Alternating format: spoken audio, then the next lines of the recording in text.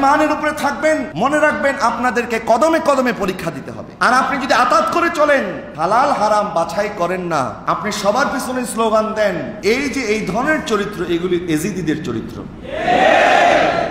ইমামে হুসাইনের ওই নরম দেহ মোবারক যখন নিস্তেজ হয়ে যাচ্ছে, যখন উনি সেজদার মধ্যে লুটিয়ে পড়েছে, তখন আল্লাহকে বলছে, আল্লাহ আমার সন্তানদেরকে কোরবানি করে, আমার শাহজাদিকে এতিম করে, আমার পরিবারকে লুটিয়ে দেওয়ার পরে আল্লাহ আমি আপনার প্রতি রাজি আছি, সন্তুষ্ট আছি। এখন আপনি আল্লাহ বলেন, আপনি আমি হুসাইনের প্রতি রাজি আছেন কিনা? আল্লাহ বলছেন, হুসাইন তুমি আমার বান্দা হওয়ার হক আদায় করে ফেলেছো। নারাজান ডাক দিয়ে বলতেছে, হুসাইন আমি তোমাকে কাঁধে নিয়েছি, আমার কাঁধে চড়ার হক তুমি আদায় করেছো। মাওলা আলী বলছে, হুসাইন আমার রক্তের হক তুমি আদায় করেছো। আর ফাতেমা জাহরা বলছে, হুসাইন আমার দুধ পানের হক তুমি আদায় করেছো।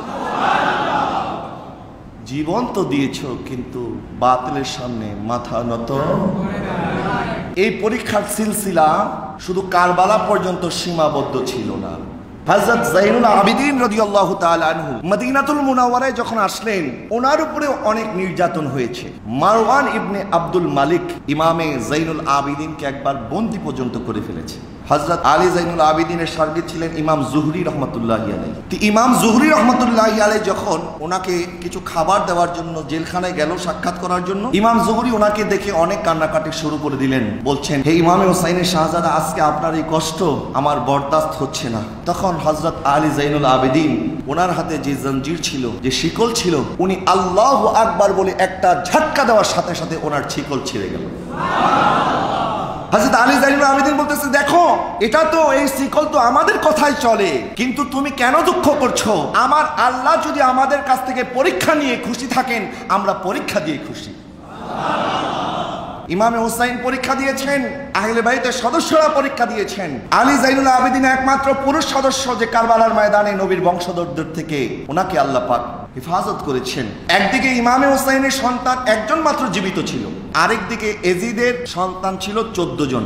কিন্তু আজকে 1400 বছর ইতিহাসে আপনি যদি খুঁজেন, এজিদের বংশধরদেরকে খুঁজে পাওয়া যাবে না, ইমামে হুসাইনের বংশধর এখনো আছে। এই জন্য আল্লামা ডাক্তার ইকবাল বলছেন, जो दिल को फतह करता है वो फातिह ज़मान है, যে দিলের উপরে রাজত্ব করে সে আসল বিজয়ী।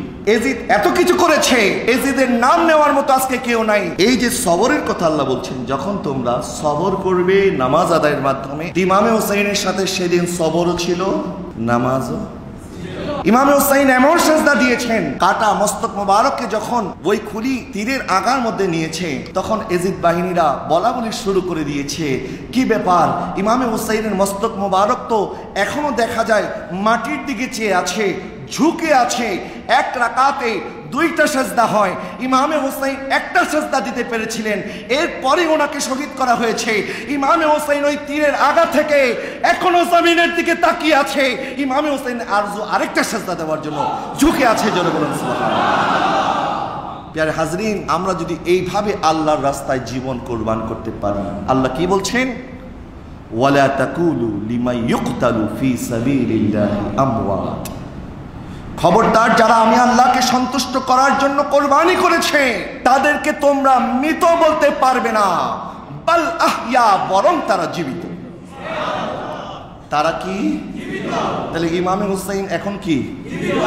উনি জানেন যে উনি শহীদ হবেন, ওনার সন্তানরা বেসাহারা হবেন, ওনার মাসুম বাচ্চাদেরকে পানি পানি করে শহীদ করা হবে। কেন গেলেন? আল্লাহ বলছেন, ইন্নাল্লাযীনা ক্বালু রাব্বুনাল্লাহু সুম্মা ইসতাকামু, তারা বলে আমাদের রব হচ্ছেন আল্লাহ, এবং তারা হকের উপরে অবিচল থাকে। তাতানাজ্জালু আলাইহিমুল মালাইকা, তখন আসমান থেকে একদল ফেরেশতা নাজিল হয়ে যায় এবং তারা বলতে থাকে, আল্লাহ তাখাফু ওয়ালা তাহজানু ওয়া আবশিরু বিল জান্নাহ। তখন তারা বলে তোমাদের কোনো ভয়ও নাই, তোমাদের কোনো। তখন ফেরেশতা তাদেরকে জান্নাতের সুসংবাদ দিতে থাকে। ইমাম হুসাইন তো দুনিয়াতে আসার পরই জান্নাতের সুসংবাদ পেয়েছেন। আল হাসান ওয়াল হুসাইন সাইয়্যিদুশ শাবাবি আহলিল জান্নাহ। ইমাম হুসাইন রাদিয়াল্লাহু তাআলা আনহু কারবালার ময়দানে একদিকে ওনার জীবন, একদিকে ওনার স্ত্রী, একদিকে ওনার কন্যা, একদিকে ওনার বোন, তাদের কান্না। আরেক দিকে ইমাম হুসাইনকে আল্লাহর ফেরেশতারা বলতেছে, ইমাম হুসাইন আপনি কোনো চিন্তা করবেন না, আপনি কোনো ভয় করবেন না। ইমাম হুসাইন সেদিনও জিন্দা ছিলেন, ইমাম হুসাইন আজও জিন্দা আছেন। এটা হচ্ছে ধৈর্যের পুরস্কার। কি বুঝতে পারলাম যে পরীক্ষা শুধু আহলে বাইতরাই দিবে, আমাদেরকে পরীক্ষা দিতে হবে না? এরকম পরীক্ষা, এরকম দুর্যোগ, এরকম মুসিবত আমাদের উপরেও আসতে পারে কি পারে না? যারা ইমানের উপরে থাকবেন মনে রাখবেন আপনাদেরকে কদমে কদমে পরীক্ষা দিতে হবে। আর আপনি যদি আতাত করে চলেন, হালাল হারাম বাছাই করেন না, আপনি সবার পিছনে স্লোগান দেন, এই যে এই ধরনের চরিত্র, এগুলি এজিদিদের চরিত্র।